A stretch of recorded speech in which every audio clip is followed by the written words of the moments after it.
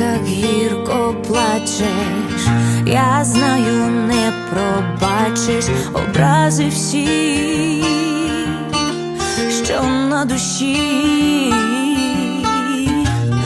Незламна і смілива, міцна і норовлива моя земля, моя Україна. Та коли сходить сонце, пліч-опліч станемо разом до тебе, моя люба. Де б не була, я повертаюсь знов.